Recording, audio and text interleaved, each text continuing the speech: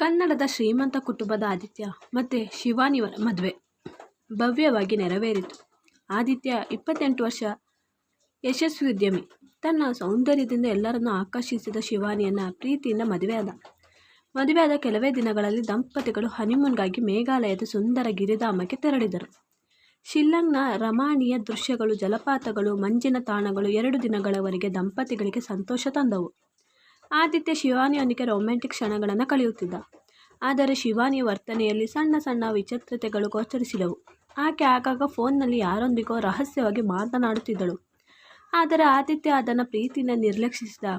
ರಾಜೇಂದ್ರ, ಆದಿತ್ಯನ ತಂದೆ, ತನ್ನ ಮಗನ ಸಂತೋಷವನ್ನು ದೂರದಿಂದಲೂ ಕಂಡು ಹೆಮ್ಮೆಪಟ್ಟ. ಆದರೆ 3ನೇ ದಿನದಿಂದ ಆದಿತ್ಯನ ಫೋನ್ಗೆ ಯಾವುದೇ ಪತ್ರಿಕೆ ಇರಲಿಲ್ಲ. ರಾಜೇಂದ್ರ ಆತಂಕಗೊಂಡು ಶಿವಾನಿಯ ಕರೆ ಮಾಡಿದರು. ಆಕೆಯ ಫೋನ್ ಸಹ ಸ್ವಿಚ್ ಆಫ್ ಆಗಿತ್ತು. ಆತಂಕದಿಂದ ಕಾಡಲ್ಪಟ್ಟ ರಾಜೇಂದ್ರ ಸ್ಥಳೀಯ ಪೊಲೀಸರಿಗೆ ಕಾಣೆಯಾದ ಕುರಿತು ದೂರು ನೀಡಿದ. 2 ದಿನಗಳ ನಂತರ ಮೇಘಾಲಯದ ಒಂದು ಕಂದರದಲ್ಲಿ ಆದಿತ್ಯನ ಶವ ಪತ್ತೆಯಾಯಿತು. ಆದರೆ ಶಿವಾನಿಯ ಸುಳಿವೇ ಇರಲಿಲ್ಲ. ಈ ದುರಂತವು ರಾಜೇಂದ್ರನಿಗೆ ಆಘಾತ ಉಂಟು ಮಾಡಿತು. ಶಿವಾನಿಯ ಕಾಣೆಯಾಗುವಿಕೆಯ ಕಥೆಗೆ ರಹಸ್ಯದ ಒಂದು ಆಯಾಮವನ್ನು ಸೇರಿಸಿತು. ಆದಿತ್ಯನ ಶವ ಪತ್ತೆಯಾದಾಗ ರಾಜೇಂದ್ರನ ಜಗತ್ತು ಒಡೆದಿತು. ಪೊಲೀಸರು ಆದಿತ್ಯನ ಸಾವನ್ನು ಆಕಸ್ಮಿಕವೆಂದು ತಿಳಿದರು. ಆದರೆ ಶಿವಾನಿಯ ಕಾಣೆಯಾಗುವಿಕೆ ತನಿಖೆಗೆ ಹೊಸ ತಿರುವು ನೀಡಿತು. ಶಿಲ್ಲಾಂಗ್ನ ಸ್ಥಳೀಯ ಪೊಲೀಸ್ ಇನ್ಸ್ಪೆಕ್ಟರ್ ರಾಹುಲ್ ಶರ್ಮಾ ಈ ಪ್ರಕರಣವನ್ನು ತೆಗೆದುಕೊಂಡ. ಆದಿತ್ಯನ ಶವವು ಕಂದರದ ಸ್ಥಳದಲ್ಲಿ ಜಲಪಾತದ ಬಳಿ ಸಿಕ್ಕಿತು. ಆದರೆ ಶಿವಾನಿಯ ಚೀಲ, ಫೋನ್, ಒಡವೆಗಳು ಸಹ ಸಿಗಲಿಲ್ಲ. ರಾಹುಲ್ ಶರ್ಮಾ ಶಿವಾನಿಯನ್ನು ಶೋಧಿಸಲು ತಂಡವನ್ನು ರಚಿಸಿದ. ರಾಜೇಂದ್ರ ತನ್ನ ಮಗನ ಸಾವಿನ ಹಿಂದೆ ಏನು ದೊಡ್ಡ ಒಡಲಾಟದ ಕಾರಣವಿದೆ ಎಂದು ಭಾವಿಸಿದ. ಶಿವಾನಿಯ ಹಿನ್ನೆಲೆಯನ್ನು ತನಿಖೆಗೆ ಮಾಡಿದಾಗ ಆಕೆಯ ಗತಕಾಲದ ಬಗ್ಗೆ ಕೆಲವು ಆಶ್ಚರ್ಯಕರ ವಿಷಯಗಳು ಬೆಳಕಿಗೆ ಬಂದವು. ಶಿವಾನಿಯು ಮಧ್ಯಮ ವರ್ಗದ ಕುಟುಂಬದಿಂದ ಬಂದವಳು. ಆದರೆ ಆಕೆಯ ಸಾಮಾಜಿಕ ಜಾಲತಾಣದ ಚಟುವಟಿಕೆ ಐಷಾರಾಮಿ ಜೀವನ ಶೈಲಿಯನ್ನು ತೋರಿಸಿತು. ಆಕೆಯ ಕಾಲೇಜು ದಿನಗಳಲ್ಲಿ ವಿಕ್ರಮ್ ಎಂಬ ಯುವಕನೊಂದಿಗೆ ಆತ್ಮೀಯ ಸಂಬಂಧವಿತ್ತು ಎಂಬ ಮಾಹಿತಿ ದೊರೆಯಿತು. ಆದರೆ ಆದಿತ್ಯನೊಂದಿಗೆ ಮದುವೆಯ ಮುಂಚೆ ಆ ಸಂಬಂಧ ಮುರಿದು ಬಿದ್ದಿತ್ತು ಎಂದು ತಿಳಿದಿತ್ತು. ರಾಜೇಂದ್ರನ ಈ ವಿಷಯವನ್ನು ಕೇಳಿ ಶಾಕ್ ಆದ. ಶಿವಾನಿಯ ಫೋನ್ ರೆಕಾರ್ಡ್ಗಳನ್ನು ಪರಿಶೀಲಿಸಿದಾಗ ಆಕೆಯು ವಿಕ್ರಮ್ನ ಕೆಲವು ಸಂದೇಶಗಳನ್ನು ಕಳುಹಿಸಿದಳು ಎಂದು ತಿಳಿಯಿತು. ಇದು ಪೊಲೀಸರ ಶಂಕೆಯನ್ನು ಶಿವಾನಿಯ ಮೇಲೆ ಇನ್ನಷ್ಟು ಹೆಚ್ಚಿಸಿತು. ಪೊಲೀಸ್ ತನಿಖೆ ತೀವ್ರಗೊಂಡಾಗ ಶಿಲ್ಲಾಂಗ್ನ ಹೊರವಲಯದ ಒಂದು ದೇವಾಲಯದಲ್ಲಿ ಶಿವಾನಿಯನ್ನು ಕಂಡುಹಿಡಿಯಲಾಯಿತು. ಆಕೆಯೊಂದಿಗೆ ವಿಕ್ರಮ್ ಎಂಬ ಯುವಕನು ಇದ್ದ. ಶಿವಾನಿಯನ್ನು ವಿಚಾರಣೆಗೆ ಒಳಪಡಿಸಿದಾಗ ಆಕೆ ಆದಿತ್ಯನ ಸಾವಿಗೆ ಬಗ್ಗೆ ಯಾವುದೇ ಜ್ಞಾನವಿಲ್ಲ ಎಂದು ಒಡಂಬಡಿಕೆಯಿಂದ ತಿಳಿಸಿದಳು. ಆದರೆ ಆಕೆಯ ಕಥೆಯಲ್ಲಿ ವಿರೋಧಾಭಾಸಗಳು ಕಂಡುಬಂದವು. ಶಿವಾನಿಯು ತಾನು ಮತ್ತು ಆದಿತ್ಯ ಕಂದರದ ಬಳಿ ವಾಕಿಂಗ್ಗೆ ಹೋಗಿದ್ದಾಗ ಆದಿತ್ಯ ಆಕಸ್ಮಿಕವಾಗಿ ಕಾಲು ಜಾರಿ ಬಿದ್ದ ಎಂದು ಹೇಳಿದಳು. ಆದರೆ ಆಕೆ ದೇವಾಲಯಕ್ಕೆ ಓಡಿ ಹೋಗಿದ್ದು ಏಕೆ ಎಂಬುದಕ್ಕೆ ಸರಿಯಾದ ಉತ್ತರವೇ ಸಿಗಲಿಲ್ಲ. ವಿಕ್ರಮ್ನ ವಿಚಾರಣೆಯಿಂದ ಆತನು ಶಿವಾನಿಯೊಂದಿಗೆ ಹಿಂದಿನಿಂದಲೂ ಸಂಪರ್ಕದಲ್ಲಿದ್ದ ಎಂದು ತಿಳಿಯಿತು. ರಾಜೇಂದ್ರ ಶಿವಾನಿಯ ಮೇಲೆ ಕೋಪಗೊಂಡು ಆಕೆಯೇ ತನ್ನ ಮಗನ ಸಾವಿಗೆ ಕಾರಣ ಎಂದು ಆರೋಪಿಸಿದ. ಪೊಲೀಸರು ಶಿವಾನಿಯ ಫೋನ್ ಡೇಟಾವನ್ನು ಆಳವಾಗಿ ತನಿಖೆ ಮಾಡಿದಾಗ ಆಕೆಯು ಆದಿತ್ಯನ ಆಸ್ತಿಯ ಬಗ್ಗೆ ಆಗಾಗ ವಿಕ್ರಮ್ಗೆ ಸಂದೇಶ ಕಳುಹಿಸುತ್ತಿದ್ದಳು ಎಂದು ಕಂಡುಬಂದಿತು. ಇದು ಶಿವಾನಿಯ ಉದ್ದೇಶಗಳ ಬಗ್ಗೆ ಶಂಕೆಯನ್ನು ಇನ್ನಷ್ಟು ಗಾಢವಾಗಿಸತೊಡಗಿತು. ಶಿವಾನಿಯ ಹಿನ್ನೆಲೆಯನ್ನು ತನಿಖೆ ಮಾಡಿದಾಗ ಆಕೆ ಜೀವನದ ಕೆಲವು ಕಪ್ಪು ರಹಸ್ಯಗಳು ಬೆಳಕಿಗೆ ಬಂದವು.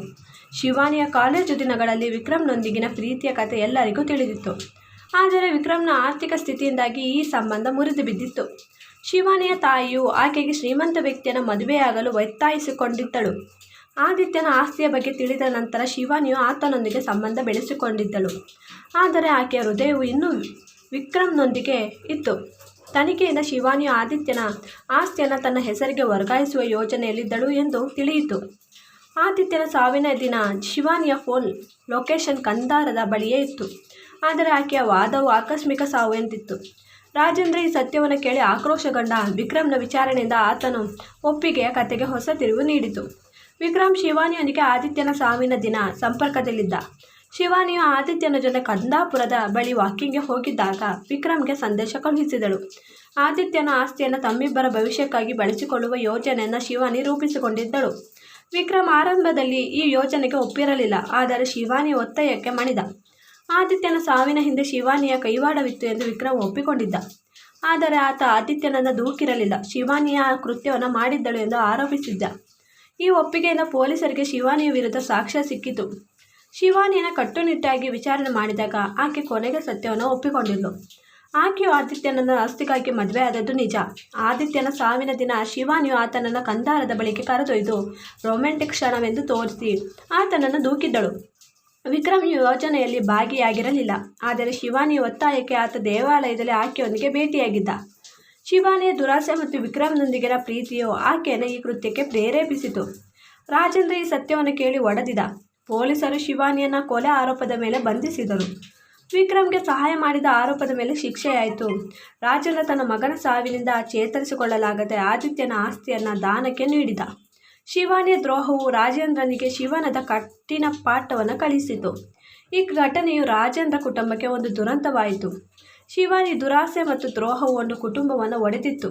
ಮತ್ತು ಆದಿತ್ಯವು ಜೀವನದ ಅವನ ಪ್ರೀತಿಯಿಂದಾಗಿ ಕೊನೆಗೊಂಡಿತು. ಈ ಕಥೆಯು ವಿಶ್ವಾಸ ಮತ್ತು ಪ್ರೀತಿ, ದುರಾಸೆಯ ಒಡಲಾಡದ ಚಿತ್ರಣವಾಗಿದ್ದು, ಈ ಕಥೆ ಎಲ್ಲರಿಗೂ ಪಾಠ ಕಲಿಸಿಕೊಡುತ್ತದೆ. ಈ ವಿಡಿಯೋ ಇಷ್ಟವಾದರೆ ಪ್ಲೀಸ್ ನನ್ನ ಚಾನಲ್ ಲೈಕ್ ಮಾಡಿ, ಚಾನಲ್ ಸಬ್ಸ್ಕ್ರೈಬ್ ಮಾಡೋದನ್ನು ಮರಿಬೇಡಿ. Thanks for watching.